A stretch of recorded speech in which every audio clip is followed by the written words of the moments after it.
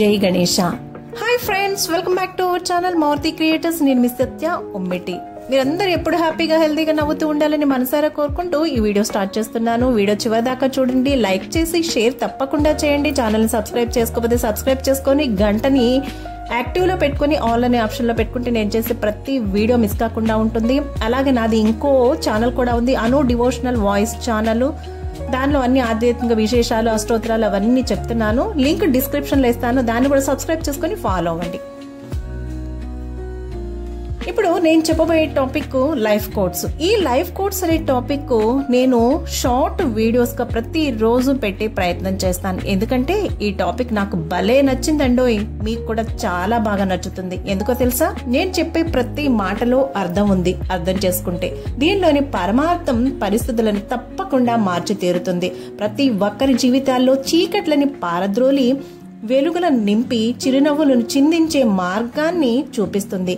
కష్టాన్ని కాలితో ఒక్క తన్ను తన్ని దుఃఖాన్ని దూరంగా విసిరిపారేసి ఆనందాల అంచుల్ని వెతికే మంచి మార్గాన్ని చూపిస్తుంది. ఎందుకంటే ఈ లైఫ్ కోర్స్ లోని ప్రతి మాట ఒక మంత్రమే, ప్రతి అక్షరం ఒక ఆణిముత్యమే, ప్రతి పదం అమూల్యమైనది, ప్రతి ఒక్క వాక్యం అద్భుతం. విని అర్థం చేసుకుని అనుసరిస్తే అంటే ఫాలో అయితే ప్రతి ఒక్కరి జీవితం కలువు పువ్వు అంత అందంగా వికసిస్తుంది అని చెప్పడానికి నాకు ఎలాంటి డౌట్ లేదు. ఎందుకంటే కలువ పువ్వు బురదలో నుంచి వికసించినప్పటికీ దాని అందాన్ని చూసి మనందరం కూడా ఇష్టపడతాం. అలాగే మన కష్టాలు అనే కడలిని దాటి మన జీవితాన్ని మనమే అందంగా మార్చుకున్నప్పుడు మనం అందరికీ ఇష్టలమవుతాము. ఫలితం కన్నా ప్రయత్నం చాలా చాలా ముఖ్యం. ఒక్క వీడియోతో మార్పు రాకపోవచ్చు, కానీ ఏదో ఒక్క వీడియోతో మాత్రం మనందరి జీవితాల్లో మార్పు తప్పకుండా వచ్చి తీరుతుంది.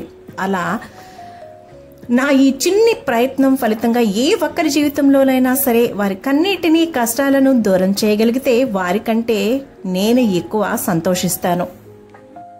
అలాగే వీడియో చూసిన తర్వాత అలాగే వదిలేయకుండా మన అనుకున్న మీ వారి మంచి కోరుకొని వారికి కూడా తప్పకుండా షేర్ చేసి వారి జీవితాల్లో కూడా మంచి మార్పుకి కారణం కండి. వీడియో విని వదిలేయకండి, ఆలోచించి ఆచరించే ప్రయత్నం చేయండి. చెప్పడం ఈజీనే, కానీ ఆచరించడం కష్టమేమీ కాదు.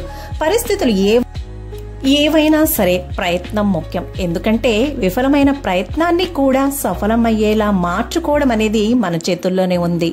ఉదాహరణకు థామస్ ఆల్వా ఎడిసన్ అనే శాస్త్రవేత్త బల్బుని కనిపెట్టాడు అని మనలో చాలా మందికి తెలిసే ఉంటుంది కదా.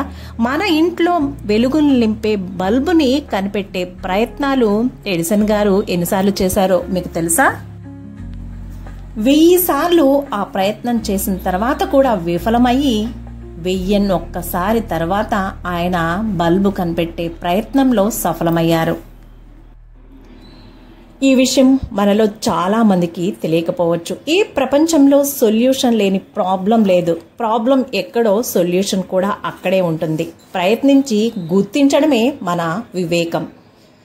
Thank you for watching. Please subscribe, keep smiling. నేను మీ సత్య.